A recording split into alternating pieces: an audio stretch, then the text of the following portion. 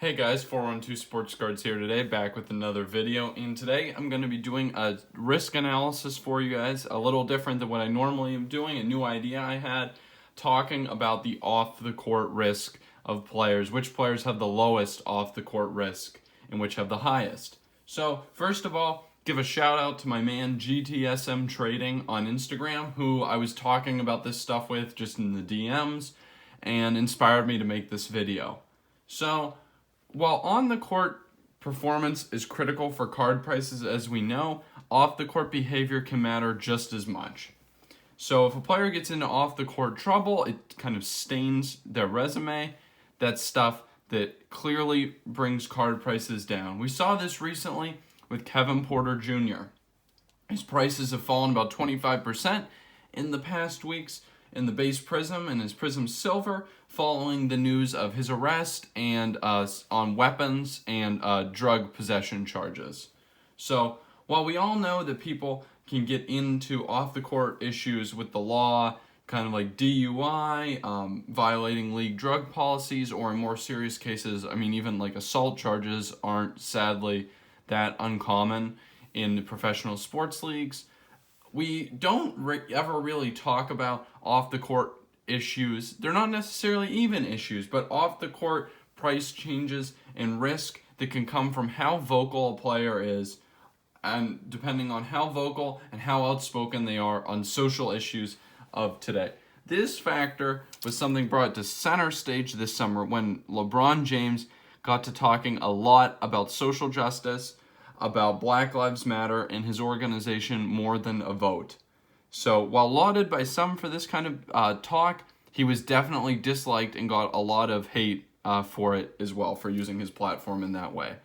Now, a quick disclaimer on the subject. I personally am of the opinion and that I liked what LeBron did. I supported him, and I liked that he used his platform to kind of advance those social issues that I happen to agree with to a larger extent. But I know and I'm fully aware of a couple things. That one, that doesn't mean that everybody has to agree with LeBron did, and clearly a lot of people don't.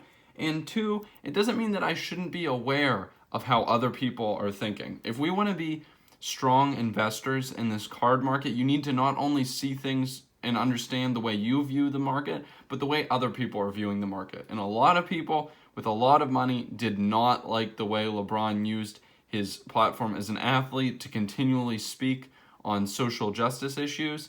And I have to be aware of that as a card investor. And it definitely adds a layer of risk to LeBron's investment profile at the current moment.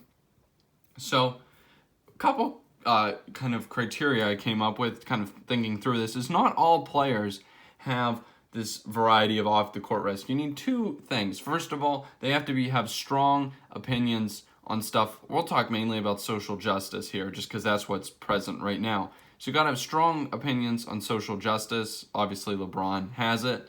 And you have to be outspoken on it. And two, you have to have enough on-the-court success that the media is going to be picking up what you're saying. The media is going to not only they're going to be listening to you, and then they're going to be putting it out there for the public. It's how the information gets out to card investors. So you basically are talking only about great players and great players who talk a lot off the court. So it's a select group of people, but they do happen to be often the people who have high prices. So, it's important to think about. 3 players I'm going to discuss here, kind of bring up 3 sort of categories for you. First of all, if you're still listening at this point and still with me, please drop a like down here on this video for me and subscribe. I think I should have a little button right here that you can subscribe if you are new to the channel or just like my videos and haven't subscribed. Please do that. Definitely helps the channel a lot, and I really would appreciate it. But aside from that, we'll get into the 3 players. First, obviously, we're going to talk about Bron. Already talked about him a lot, but I used to think that LeBron was a bulletproof investment. I see no real long-term risk in terms of his performance on the court. You could see fluctuations based upon, card investors hyping him up and then him either living or not living up to that hype that could cause, a downward movements in the short run. But I think he's already proved it on the court and has that upside of potentially getting another ring. So I thought he was incredibly safe bet for his on-the-court performance. But now and had a very, very low risk with a very good upside for that amount of risk. Now, I see now that this kind of him speaking so much off the court is kind of a blemish on that perfect low-risk profile. Now, remember, I actually like what he's saying off the court, but that doesn't mean that as a savvy investor, I can't realize that it's a danger to his and a risk to his card prices.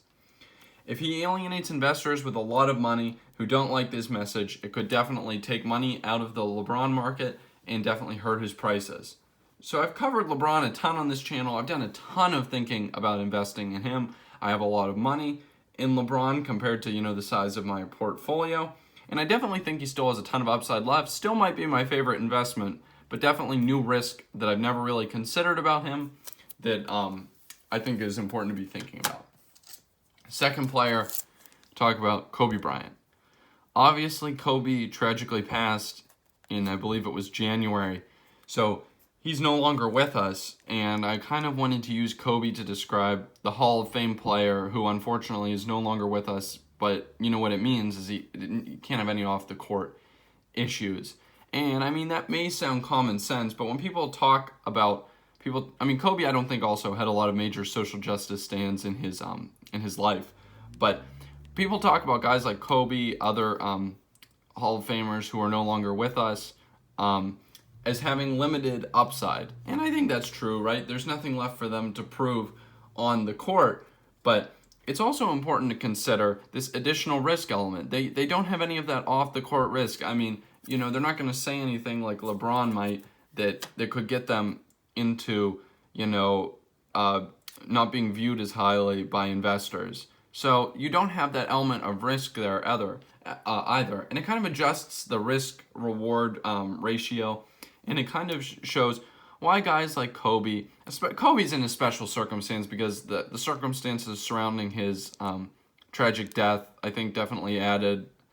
It made he was gone too soon, and a lot of people have just flocked to his cards just to get a piece. You know what I mean? Like, that's definitely a case with him. But as far as the risk reward goes with this off the court speaking, guys like Kobe who are no longer with us obviously don't carry that risk element. And when I thought about it, I came up with one man, Michael Jordan, who I think might be the only living legend who I think carries almost no risk of saying stuff off the court that could impact his card prices. It kind of means that Kobe, in the Hall of Famers who are no longer with us, and Michael Jordan are what I would consider at this point the most bulletproof investments out there in the market.